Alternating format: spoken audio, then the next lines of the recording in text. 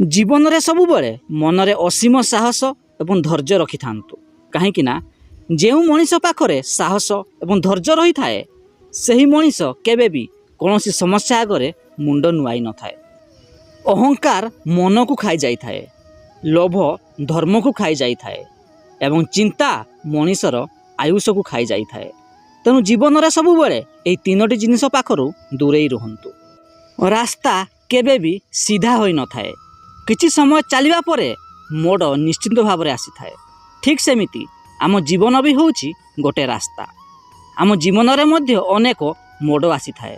तेणु जीवन रास्तार चलिबा समय सबुबले सतर्कता सहित चलिया चेष्टा करंतु। जदि आपण चाहुचंती अन्य माने आपणकु सम्मान दियंतु, प्रशंसा करंतु, तेबे सर्वप्रथमे अन्य को आपण सम्मान देबाक चेष्टा करंतु।